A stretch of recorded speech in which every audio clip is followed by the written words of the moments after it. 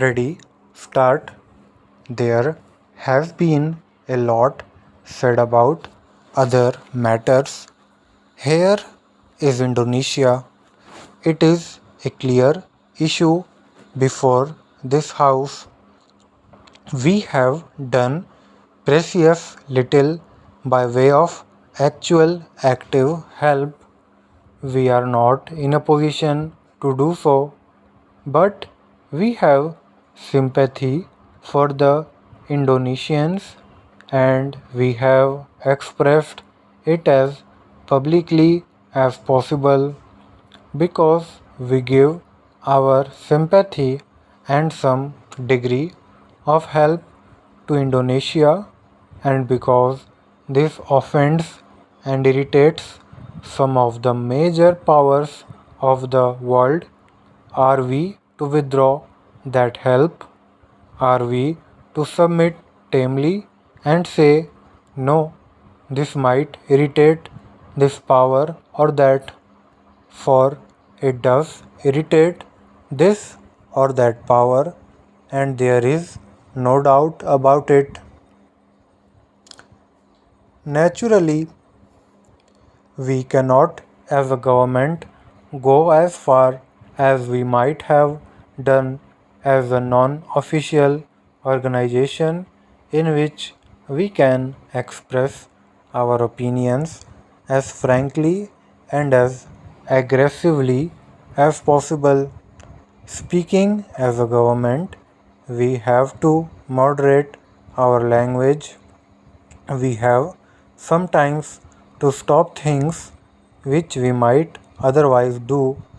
Nevertheless, the fundamental thing is whether we sympathize and openly sympathize with a country like Indonesia in her struggle for freedom or not.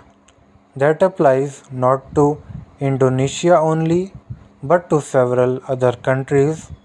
In each case, we have to face the passive hostility of various interests, not only the direct interests involved, but also the indirect interests involved, because the direct and the indirect interests hang together in such matters. It is an astonishing thing to see how, for many months, the Good Offices Committee has functioned in Indonesia. They are all good people, and it happens that the secretary of the committee is an Indian.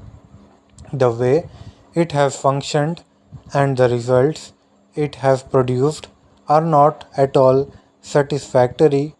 If this House is dissatisfied with what the Security Council have done this year or considered in regard to Kashmir, they would be still more dissatisfied.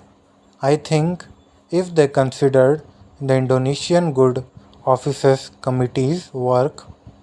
Unfortunately, their approach to such problems is an approach with which this House cannot agree on account of our past traditions, on account of our ideals. I am not talking in terms of this block or that block. I am talking independently of the blocks as they have appeared on the world stage. We have either to pursue our policy generally within limitations or give it up. The problem before us was that if that veto was removed by a vote or decision of the United Nations, there was little doubt that the United Nations would cease to be that very instant. That was the choice. It was not a question of liking the veto on behalf of India as on behalf of many countries. It was stated openly that we disliked the veto and that it should go. It was pointed out, however, that this could only come about by some kind of general agreement. We agree with what my friend said, that the United Nations, in spite of its failings and weaknesses, is something that is good. It should be encouraged and supported in every way and should be allowed to develop into some kind of world government or world order. Therefore, we instructed our delegates not to press the question of the veto to the breaking point and to say that although we did not like it, it should remain there so long as it could not be removed by some kind of agreement among the major groups involved. In that way, various questions come up and each question has to be considered on its merits. I do not know if any honorable member has analyzed our voting at these international conferences. It would help them perhaps to appreciate the sense better if they look up any one of the major issues during the last year at the United Nations or its various committees and councils and found out what India had done.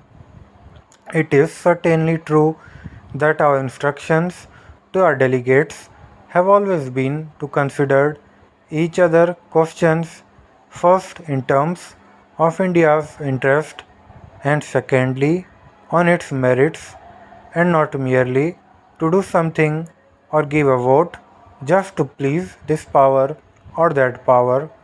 Though, of course, it is perfectly natural that in our desire to have friendship with other powers, we avoid doing anything which might irritate them. As a matter of fact, we go as far as possible to try and win them over. It is not our purpose to enter into other people's quarrels. Our general policy has been to avoid entering into anybody's quarrels. If I may say so, I have come more and more to the conclusion that the less we interfere in international conflicts, the better, unless, of course, our own interest is involved, for the simple reason that it is not in consonance with our dignity just to interfere without producing any effect. We should either be strong enough to produce some effect or we should not interfere at all in this matter. Stop